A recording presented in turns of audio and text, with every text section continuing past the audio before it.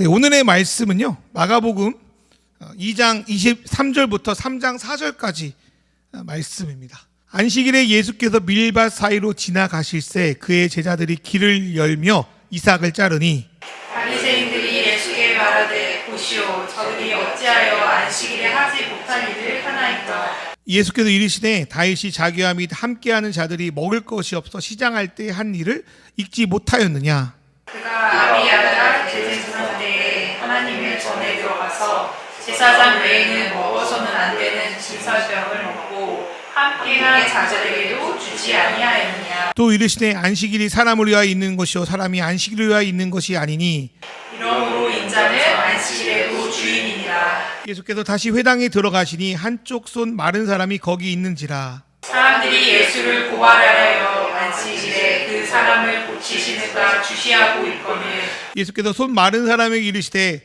한 가운데에 일어서라 하시고 그들에게 이르시되 안식일에 선을 행하는 것과 악을 행하는 것 생명을 구하는 것과 죽이는 것 어느 것이 옳으냐 하시니 그들이 잠잠하고 같이 읽겠습니다. 그들의 마음의 완악함을 탄식하사 노하심으로 그들을 둘러보시고 그 사람에게 이르시되 내 손을 내밀라 하시니 내밀매 그 손이 회복되었더라. 영화 이야기가 나와서 하는 말인데 왕가 사는 남자 이야기는 안 할 거고요. 2016년에 곡성이라는 영화가 있었어요. 약간 올컬트, 약간 무서운 장르의 영화였는데 그 당시 그 영화 때문에 생긴 유행어 하나가 지금도 잊혀지지 않습니다. 그게 이제 그 유행어가 뭐냐면 멋이 중요한디, 이게 이제 그때 유행이었습니다. 뭐가 중요하냐, 뭐가 본질이냐, 그런 의미로 많이 유행이 됐던 단어였습니다. 우리가 이제 살아가는 주변 사회 현장을 보면 그 현장에 멋이 중요한디를 적용하면 참으로 손봐야 될 때가 많은 것이 사실입니다. 관습이나 전통, 불문율의 이름으로 그냥 해야 되는 것들이 많습니다. 그래서 이제 그게 좋고 나쁘고를 떠나서 이제 라떼는 그랬다는 것에 대해서 비아냥거리는 말로도 돌기도 합니다. 물론 처음에 그러한 관습과 그러한 규칙, 그런 것이 생기는 것은 나름 합당한 이유가 있었을 겁니다.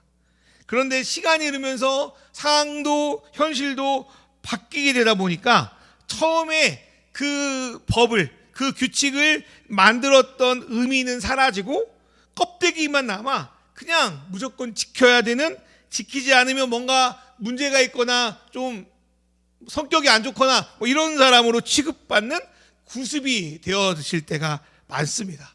이런 것들은 종교, 문화, 사회 전반에 깔려있는 여러 가지 또 문제이기도 하고 세대 간의 갈등이기도 할 겁니다. 그런데 예수님은 2000년 전에 유대 사회에서 있었던 그 구습과 관습의 문제를 오늘 다루고 있습니다. 정말 그 형식이 중요하냐? 아니면 본질이 중요하냐? 지금 그 규칙을 적용하는 게 맞는 것이냐? 아니면 다른 것을 해야 되냐? 뭐가 중요하냐? 예수님이 오늘 말씀에서 우리에게 가르쳐주고 있습니다. 오늘 말씀을 생각해 보면서 예수님이 어떤 분인지, 오늘날 우리에게 무슨 말씀을 하고 계신지 또 이 사순절 기간에 살펴보는 저와 여러분 됐으면 좋겠습니다. 우리가 살면서 가장 중요한 것 중에 하나는 참 타이밍을 잘 맞추는 거라는 생각이 듭니다. 연애할 때도 고백할 타이밍을 맞춰야 되고요. 공부할 때도 타이밍을 맞춰야 되고요. 요즘에 우리나라 주식 열풍인데 주식도 아마 들어갈 타이밍, 나갈 타이밍 되게 중요할 것 같아요. 유행이라는 것도 결국 얼마나 때를 잘 맞추는가에 따라 달라지는 것 같습니다. 예수님 시대에 소위 자신들이 경건하고 훌륭하다고 생각했던 사람들은 자금의 때가 바로 금식할 때라고, 그 타이밍이라고 생각했습니다. 지금도 그렇지만 금식이라는 것은 긴급하고 다급한 상황에서 아니면 매우 슬픈 일이 있을 때 하는 게 금식입니다. 그래서 정치인들 큰 문제 있으면 단식도 하고 그러는 게 그러한 이유일 것입니다. 오늘 읽었던 마가복음에서는 금식을 지키는 두 부류의 사람이 오늘 읽었던 말씀 그 앞전에 등장하는데 한쪽은 바리새인들이었습니다. 그 당시 이들의 생각은 아직 자기네 유다, 이스라엘이 외세 세력으로부터 완전한 독립을 이루지 못하고 있으니 이걸 어떻게 해결하면 좋냐? 그 이유를 이들은 자신들의 율법을 철저히 지키지 못했다고 여겼기 때문에 이런 일이 있다고 진단을 했습니다. 그러한 생각의 연장선에서 금식은 매번 철저히 지켜야 되는 어떤 율법과도 같았습니다. 또 다른 한 부류의 금식하는 사람들은 세례 요한의 제자들이었습니다. 자기의 스승인 요한이 감옥에 갇힌 것도 있고 아직 메시아가 그 땅을 다스리고 있지 않는다는 그 슬픔 등을 이유로 이들도 역시 바리새인들과 같이 정기적으로 금식을 했던 것 같습니다. 이유야 어쨌든 간에 그 당시 모름지기 자신을 영적 리더다 혹은 경건한 사람이라 여겼던 이들은 금식을 매주 해야 되는 숙명, 의무, 어떤 좀 나를 좀 괜찮은 사람으로 여겨지는 조건처럼 보였던 것 같습니다. 그런 분위기에서 사람들은 그 당시 유력한 메시아 후보이자 세례 요한의 후계자가 아닐까 여겨졌던 예수님이라면 당연히 자기들처럼 금식하는 것을 당연하게 여겼습니다. 그런데 예수님은 다른 종교 그룹들과 전혀 다른 행보를 보이는데 예수님은 하라는 금식을 하지 않고 세리와 죄인들과 더불어 먹고 마시길 즐겨하면서 식사를 계속적으로 금식으로 지정한 날에도 하고 계셨습니다.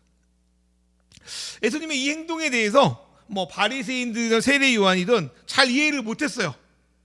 그러나 아직은 예수님께 직접 비난하기는 어려우니까 예수님한테 가가지고 왜 당신 제자들은 우리가 금식하는 이 시간에 금식하지 않냐라고 돌려까기로 예수님께 물어봅니다. 그게 마가복음 2장 18절의 말씀입니다. 요한의 제자들과 바리새의 사람들이 금식하고 있었다. 사람들이 예수께 와서 물었다. 요한의 제자들과 바리새의 사람들의 제자들은 금식하는데 왜 선생님의 제자들은 금식하지 않습니까? 그때 예수님이 언급하신 것은 때에 대한 말씀이었습니다. 지금 우리는 장례식을 치르고 있는 그런 때가 아니라 바로 결혼식처럼 서로를 축하하고 기뻐하는 잔치가 벌어진 때라고 예수님은 말씀하십니다. 마가복음 1장 15절에서 예수님은 자기가 뭐 때문에 왔는지를 선포하시는데 그것은 때가 찼고 하나님 나라가 가까이 왔으니 회개하고 복음을 믿으라고 말했습니다. 당신이 그 때를 가져왔다고 선포하신 거죠. 예수님은 아직 주님의 때가 이르지 않았어. 그래서 우리는 금식해야 돼라고 생각하는 바리새인과 세례 요한의 제자들과 달리 하나님의 이 세상을 구원하는 때가 지금 이제 이르렀다고 생각하셨습니다. 하나님이 통치하신 나라가 아직 오지 않은 것이 아니라 지금 시작되고 있다고 말씀하셨습니다. 회개와 복음도 역시 마찬가지였습니다. 새로운 시대는 울고 금식하는 그런 때가 아니라 예수님이 다스리는 시대가 시작되었으니 이전의 방식을 버리고 복음이라는 새로운 방식으로 기쁘게 살라는 방을과 같았습니다. 이건 마치 핸드폰 시대에서 스마트폰 시대로 넘어가는 것 같습니다. 요즘 표현으로는 인공지능의 시대가 시작됐다는 표현과 같습니다. 언뜻 무슨 영상 보니까 어느 전문가가 나와서 요즘 AI 시대는 콜럼버스가 신대륙을 발견한 것과 비슷하다고 이런 이야기를 하잖아요. 예수님은 시대가 바뀌었다, 때가 바뀌었다. 누구를 통해서? 예수 자신을 통해서 바뀌었다고 말씀합니다. 예수님이 그 때가 바뀌었다는 것을 통해서 무슨 말을 하고 싶었을까요? 예수님은 그런 때를 잘 설명하기 위해서 가지고 오는 예화가 있는데 그게 여러분도 들어봤을 수도 있겠지만 새 포도주와 새 부대의 비유입니다. 그 당시 사람들은 포도주를 염소 가죽 위로 만든 그 부대를 사용했대요. 그러면 이제 포도주가 발효되면 그 발효된 곳에서 뭐가 나타날까요? 가스가 생기겠죠.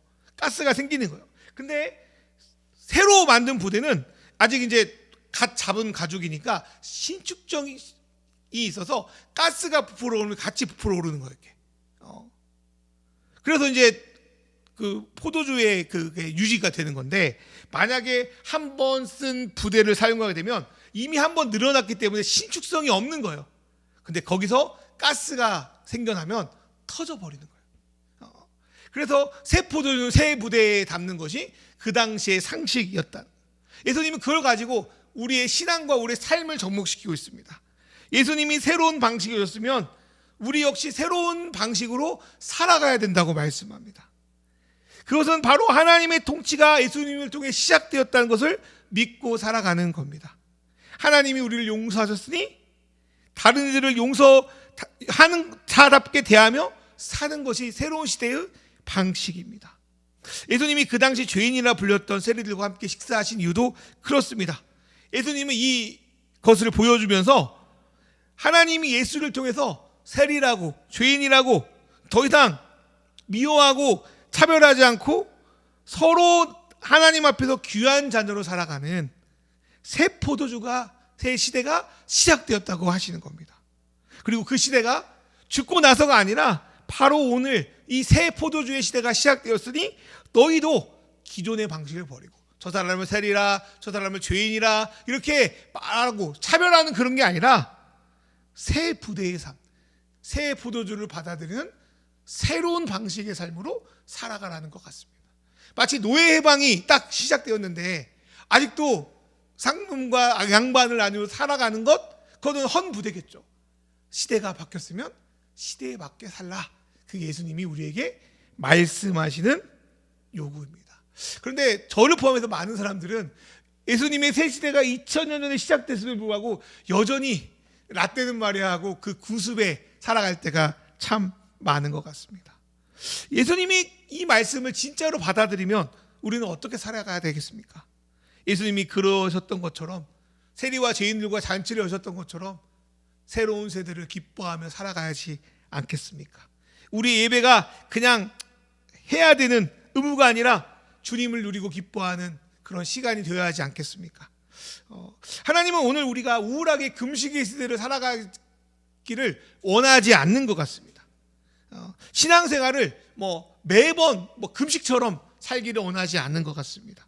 다른 말로 우리가 보내는 사순절, 예수님이 우리에서 죽으셨고 부활하셨고 그걸 기대하는 그 시간을 사순절이라 하는데 그 사순절을 주님이 우리를 위해 죽으셨지, 우리가 죄인이지 막 슬픔 속에서만 지내라고 하지 않는 것 같습니다. 제가 바라기는 우리의 신앙이 슬픔, 고독, 수련 이런 것이 아니라 주님이 열어주신 새로운 포도주의 때, 그 잔치의 때 새 부대의 시대를 우리가 살아가는 저와 여러분 됐으면 좋겠습니다. 두 번째로 예수님은 안식일이라는 날이 누구의 날인지를 우리에게 말씀합니다. 첫 번째로는 예수님이 지금이 어떤 때냐라는 걸 가르쳐 주셨다면, 두 번째에서 예수님은 안식일은 누구의 날이냐고 말씀하십니다. 그 안식일이라는 것은 이제 토요일이긴 한데 이제 오늘날 이제 기독교인들 그걸 주일로 받아들이고 있습니다.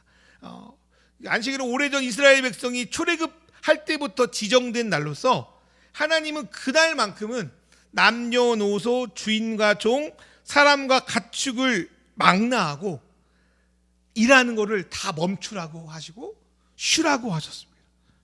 그리고 그 안에서는 숨을 쉬는 이들은 하나님을 예배하고 누리는 것에 대해서 열애가 없다고 지정하신 것이 바로 안식일입니다.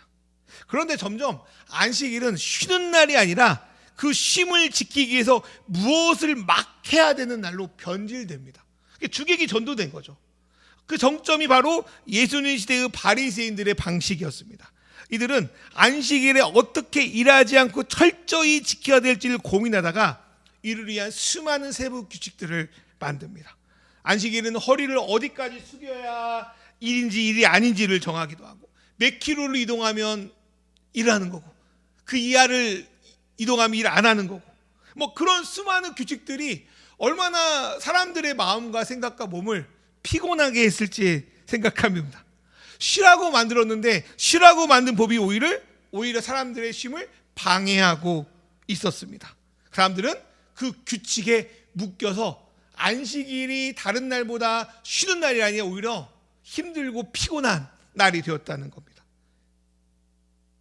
오늘 말씀에 안식일이 어떻게 변질되었는지 알려준 두 가지 예가 나오는데, 첫 번째로 안식일에는 밥을 만들어 먹기 위한 어떤 일도 하지 말라고 바리새인들은 정했습니다.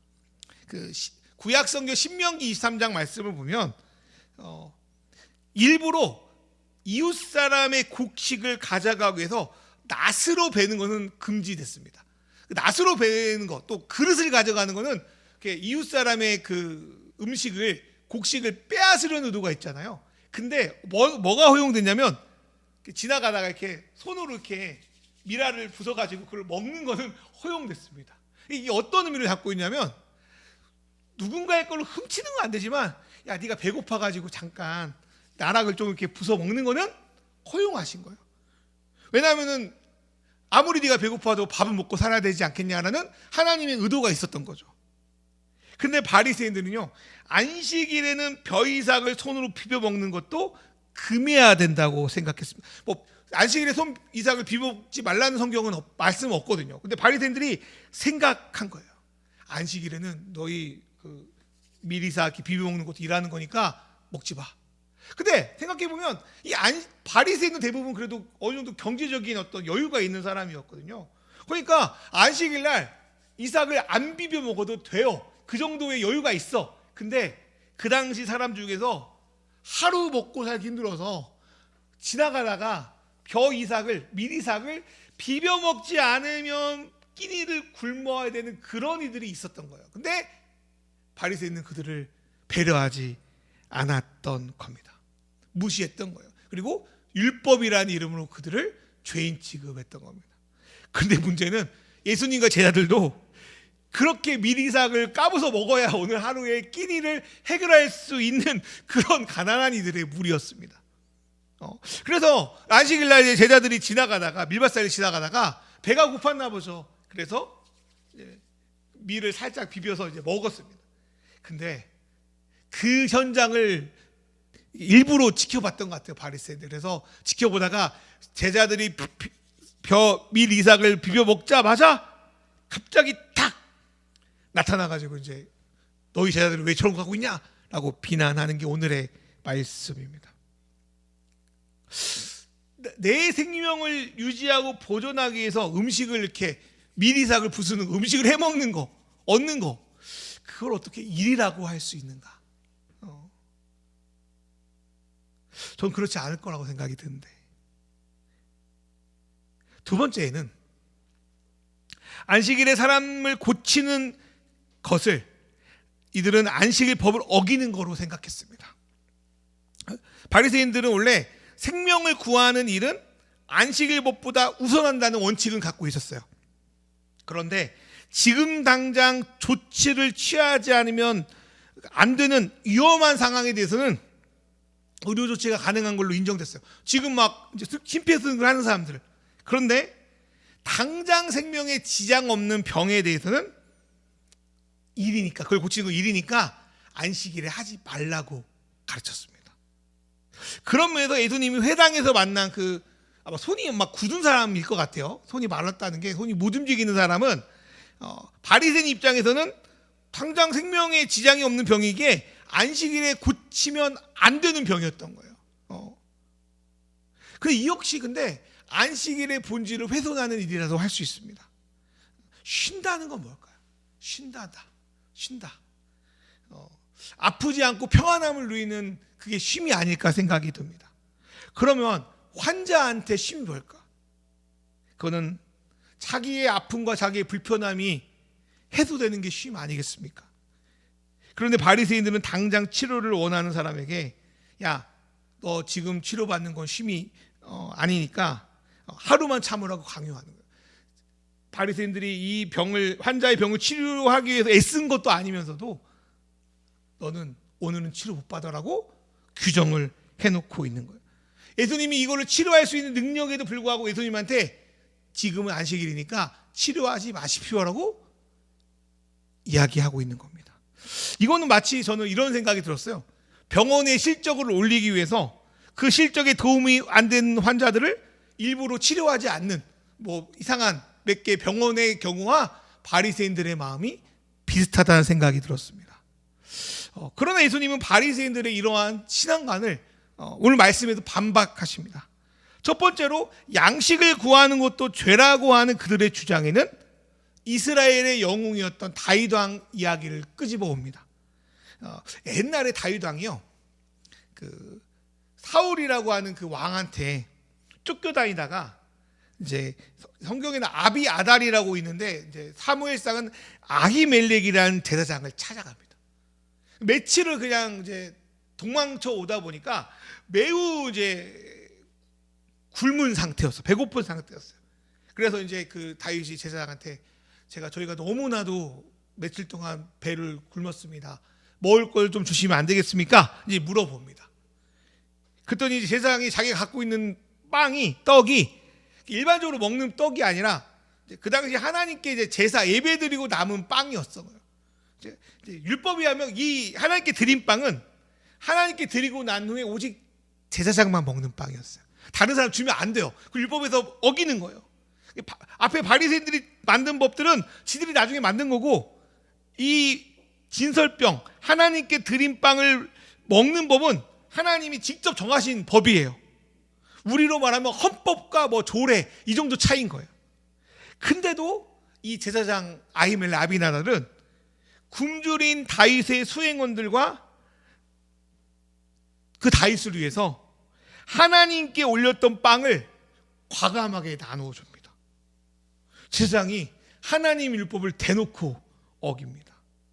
왜 그랬을까 생각해 보십시오. 하나님 말씀에 이 떡은 당신들이 먹을 수 있는 것이 아니니 내가 당신들이 굶어 죽던 말던 난 줄 수 없습니다. 뭐 그렇게 할 수도 있겠었겠죠. 근데 아비아들은 율법을 어김을 간수하고 나중에 이 떡을 준 것 때문에 사울왕한테 죽기도 하거든요. 왜 떡을 줬냐? 왜냐하면 그 아비아달은 하나님의 율법의 본질이 무엇인지를 알고 있었기 때문입니다. 그것은 하나님이 안식일을 포함한 모든 율법 규정을 만든 건 사람을 얽매고 죽이려고 만든 게 아니라 사람을 살리기 위해서 만들었다는 대원칙을 이 아비나달은 가지고 있었습니다.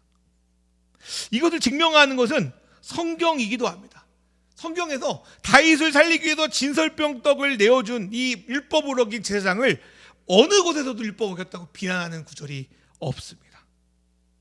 안식일은, 율법은, 하나님 말씀은 마가복음 2장 27절 말씀처럼 사람을 위해서 있는 거지 사람이 안식일을 위해 생긴 것이 아니기 때문입니다.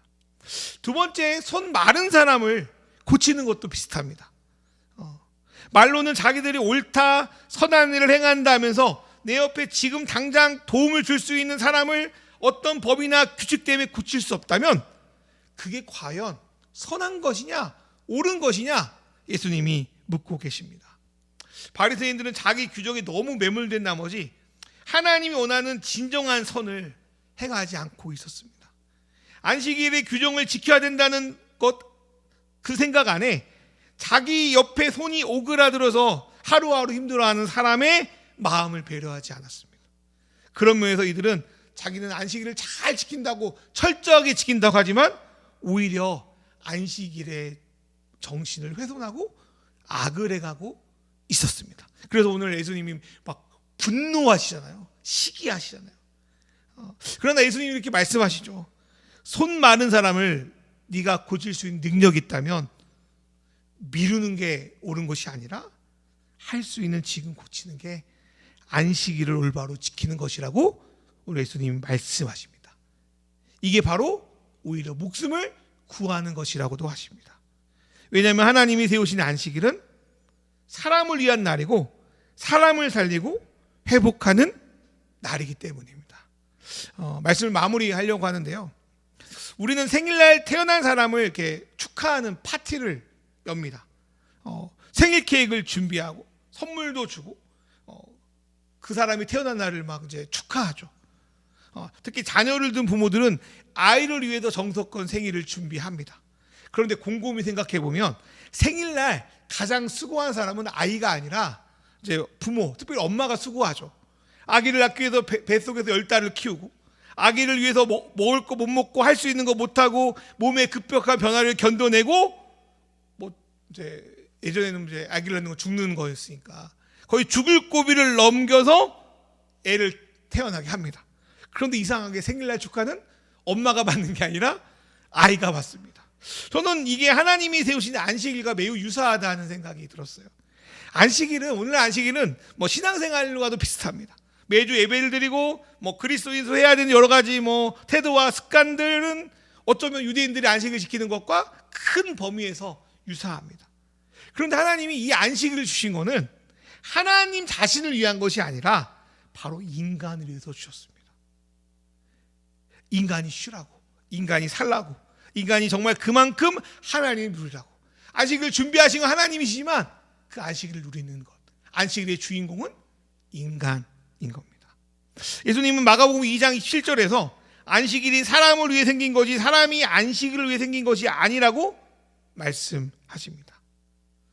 이스라엘을 창조하신 것도, 안식일을 세우신 것도, 예배를 만드신 것도 사람을 위해서 하셨다라고 합니다. 이를 통해 우리는 하나님이 우리를 부려먹기 위한 도구로 창조하지 않았음을 알 수 있습니다.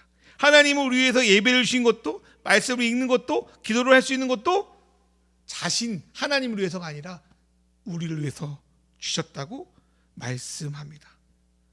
그리고 그거를 잊지 말고 주객이 전도되지 말라고 우리에게 말씀합니다. 안식일은, 예배는, 우리의 삶은 하나님이 우리를 위해서 주신 선물과도 같습니다. 그러면서 마지막으로 마가복음 2장 28절에 이런 말씀을 합니다. 인자는 안식일의 주인이다.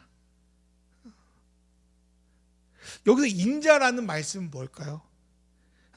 저 예전에 이제 보통 이제 인자라고 하면 신약에서 예수님이 자기를 인자라고 이렇게 칭하거든요. 그래서 예수님이라고 넣으면 예수님이 대빵이니까 내 마음대로 할 거야, 뭐 이렇게 해석이 끝나더라고요. 근데 성경에 보면 이 인자를 풀어보면 사람의 아들이라는 뜻입니다. 그러니까 하나님의 아들 예수가 사람의 아들이라고 자기를 이야기하는 거예요. 그러니까 이 인자는 예수님이라고 생각하는 것도 좋지만 우리 인간이라고 생각해도 괜찮습니다. 그래야 문맥이 맞아요. 누가 주인공이냐? 사람의 아들이 주인공이야. 누가 주인공이냐? 사람이 주인공이야. 예수님이 사람이 되신 이유도 바로 사람을 구원하기 위해서 오신 겁니다.